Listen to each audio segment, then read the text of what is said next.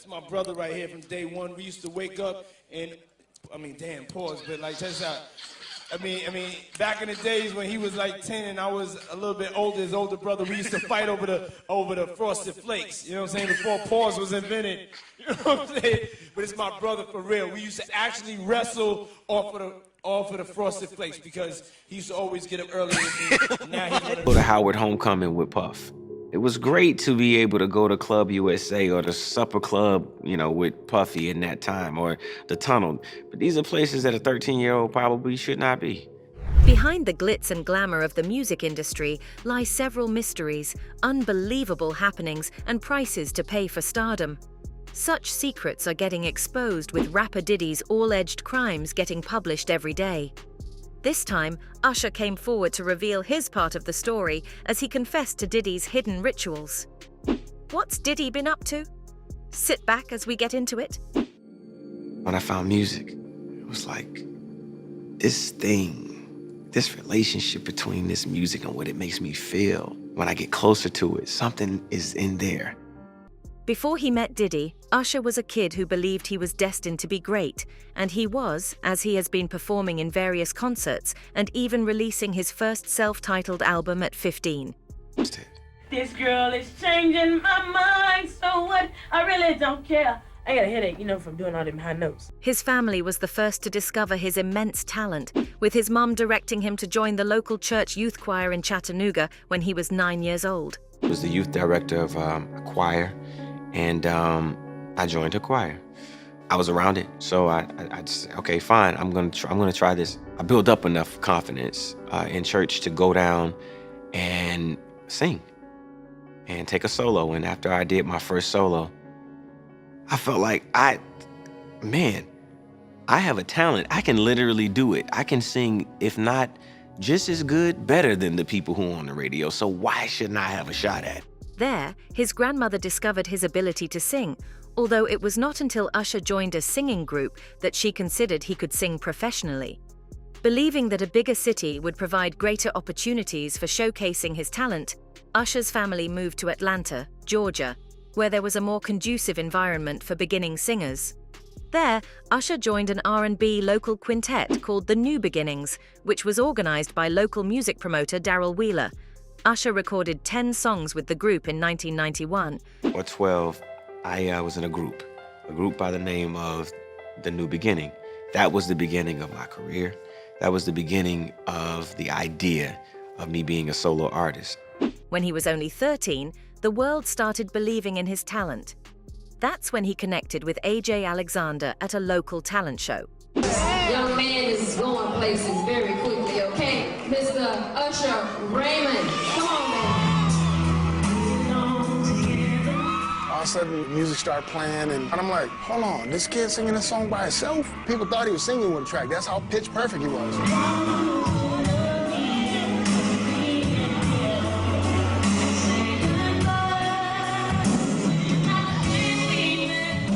I was all I know. Alexander, who at the time was Bobby Brown's bodyguard, would take Usher around and have him perform in parking lots and talent shows. Alexander invited Bryant Reed, an A&R representative from LaFace Records, to see Usher perform on the television talent show Star Search. Following the performance, he arranged an audition for Usher with L.A. Reid, the co-founder of LaFace. Reid signed Usher on the spot to a contract with the record company.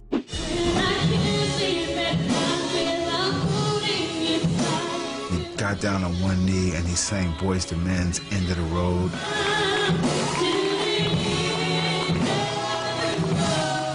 He really charmed the girls in my... While preparing for his debut album, Usher lost his voice. It was hard making my first album because I had lost my voice.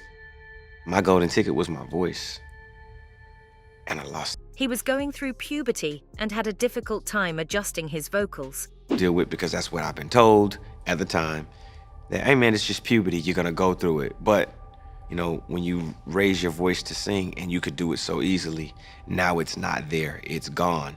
And you don't know if it's gonna come back either. L.A. Reid became skeptical of Usher, put his album on hold, and considered dropping him from the label. Usher pleaded with the label to keep him, and they did. At this point, Reed didn't know what to do with Usher, so to become a star, he was sent to spend a year with a man he barely knew. So going to New York City was full of so many obstacles. One, I'm from Chattanooga, Tennessee. Now being in this big city, I don't know nobody. He was sent to New York in the spring of 1994 to live with record executive P. Diddy to attend what Reed called Flavor Camp. Although Usher quickly adapted to the lavish lifestyle of Diddy, he saw it as his last chance at doing music. Usher's mother, Patton, was hell-bent on making her son a star. She even left her job as a medical technician to manage his career because she believed in her son's talent. And he won. He won the very first competition. Everyone started talking about this little kid that was... When the most prized possession of the young star was lost, Usher and Patton met with the label, and he would have to make a sacrifice if he was going to keep his dream alive. Diddy becomes the legal guardian of the young singer, Usher Raymond. Given custody of him, you know, he signed to Usher. I'm signed to Usher. I had legal guardianship of Usher when you know, he did his first album. I did Usher's first. But although his new mentor was a talented producer, working with him came at a cost. Usher was quickly thrown into a world he didn't understand, but he did well to thrive. Everything was fine, not until Diddy's sexual allegations got into new gear with the Lil Rod lawsuit that rattled the rap world. For years, it was mere offhand remarks heard across certain corners of the music and fashion industries, specifically the hip-hop and sportswear spaces where Sean Diddy Combs was known. However, what seemed implausible about such a high-profile player has now materialized into headline-making allegations involving sex trafficking of minors, sexual misconduct, forced drugging, and compromising footage of celebrities held as blackmail. Diddy has been accused of sexual assaults in several lawsuits since November 2023, but he has always renounced these allegations, not until a bombshell lawsuit was served to him. The accusation that can, at bare minimum, mangle Diddy's career came from a young man who was welcomed into his inner circle and, according to that producer, exited the mogul's milieu after he was allegedly groomed, abused, and exploited. He also claims the billionaire Combs stiffed him on payment, publishing shares, and royalties. Ronnie Jones Jr., a musician and producer known as Lil Rod, was hired by Combs in 2022 to work on what would become his 2023 album, The Love Album. Off the Grid, Diddy's first studio record since 2006. Lil Rod spent 14 months working with Combs in the studio. The album features a vast list of A-list guest stars one would expect from a top industry player's big return.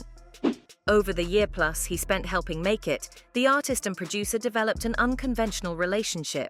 J. Jones was living and traveling with the rapper, but also became his videographer in the day-to-day, wading into the jet-set inner circle of one of the music business's biggest names.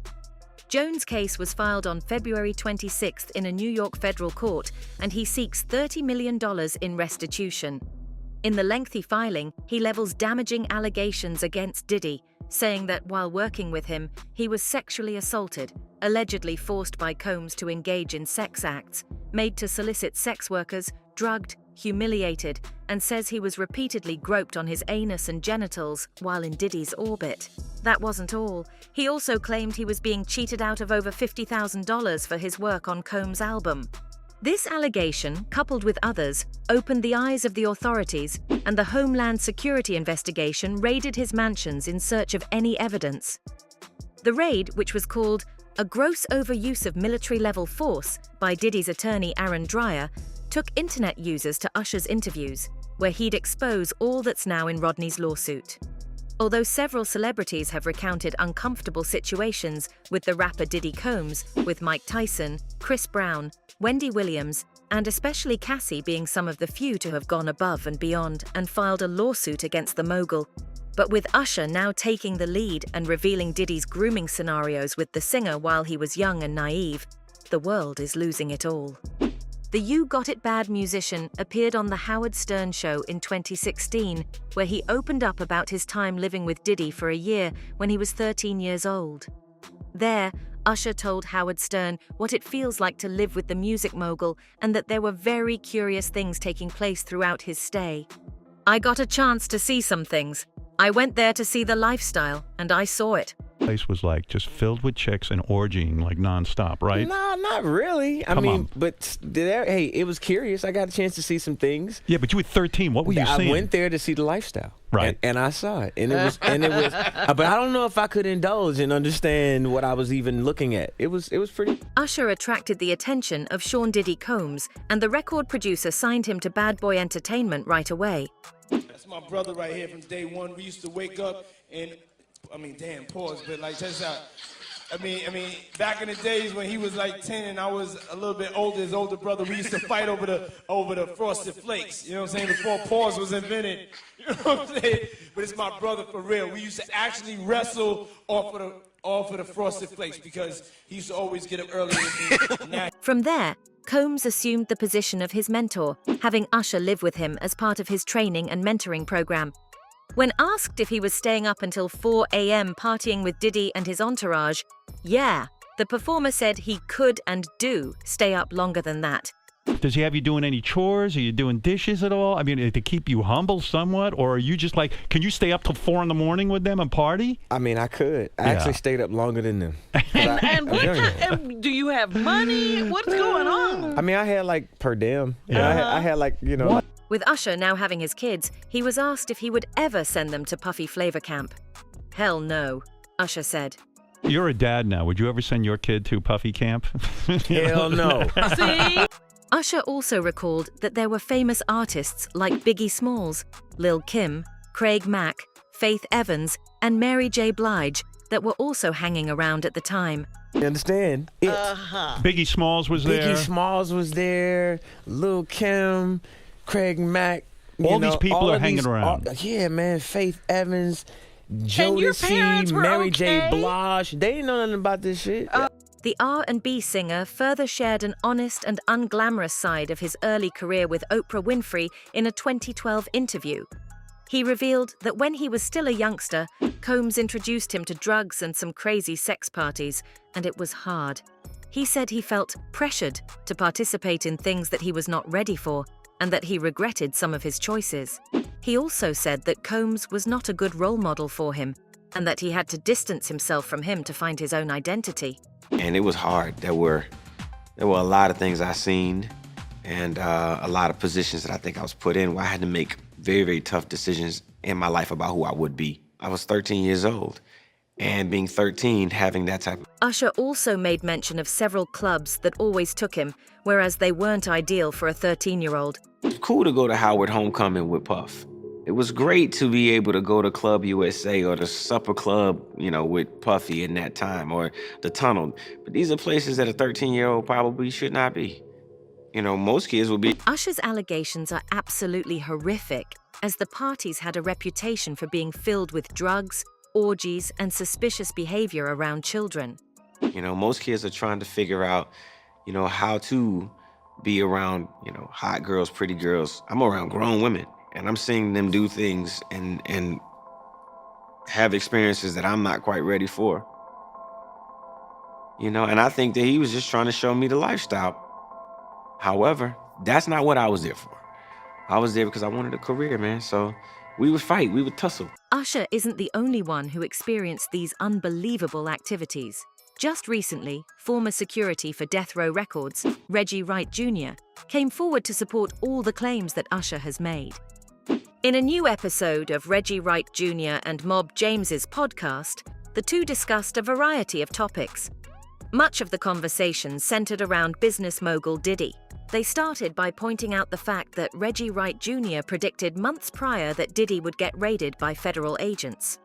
James and Reggie discussed the implications of the federal raids and what the various lawsuits could mean for Diddy moving forward. I've been telling y'all that Puffy Combs is a homosexual. Any man sitting and paying a male to come and watch him have fun with his girl is a weirdo. Now I know y'all will be like, well, you don't watch porn, you don't watch porn. No, number one, I'm asking a pair of men to come and watch me or let me watch them. And a girl, I ain't going to pay no man to do that. But why is Usher talking about these incidents now? Are his statements supported by any evidence? Absolutely. Recent acts by fellow rapper Mace have brought attention to persistent problems in the music business, with Mace confronting Diddy on social media about outstanding publishing rights from their previous joint ventures. It was nearly a week after honoring Sean Diddy Combs at the Clive Davis pre-Grammys Gala that Mace lashed out at the Bad Boy Records founder and accused Combs of ripping him off along with others signed to his label. "I heard you loud and clear when you said that you are now for the artist, and to that, my response is that if you want to see change, you can make a change today by starting with yourself," Mace posted on Instagram. "Your past business practices knowingly have been extremely unfair to the very same artist that helped you obtain that Icon Award on the iconic Bad Boy label." Not only that, Mace seems to have charged Diddy with continuing to withhold his public rights from more than 20 years ago, sharing a tweet that brought attention to the situation of young artists who sign unjust contracts with Diddy and get trapped in an endless cycle of abuse and freak-offs with the rapper. Ma$E didn't end it there. He appeared on an episode of the $1 Million Worth of Game podcast and spoke candidly about his ongoing issues with music moguls. The former Bad Boy artist accused his former CEO and collaborator of never paying him his full worth or giving him the respect his contributions to Bad Boy Records merited. While speaking with co-hosts Gilly DeKing and Wallow, the rapper-turned-pastor delved into where the bad blood between them began. More than I got credit for, more than I got paid for. You felt or did you do that?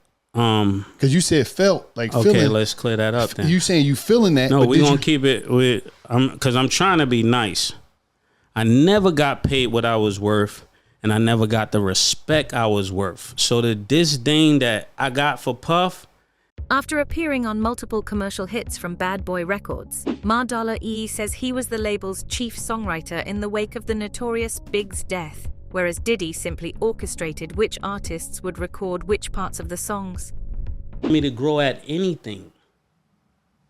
And to anybody, is that gonna bother you? Yeah. Especially if I'm producing the work.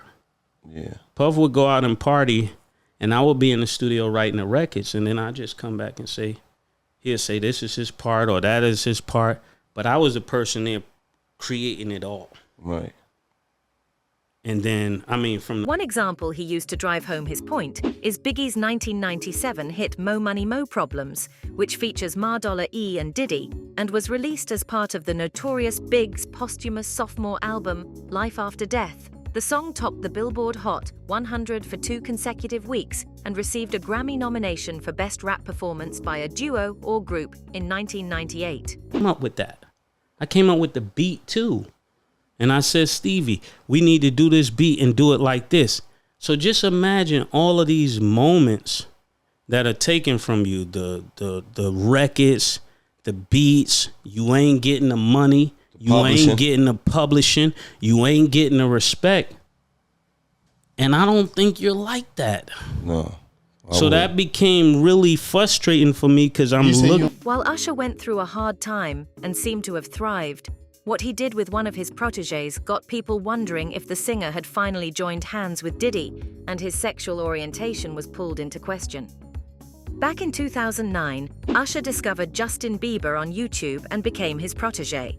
Instead of guarding the young talent away from what he experienced, Usher introduced Justin to Combs, and the rap mogul invited young Justin to his parties while giving him expensive gifts such as a Lambo. As soon as you turn 16, you know what I'm saying, I'm gonna let you rock this every time you come to LA. Yeah, this gonna be yours.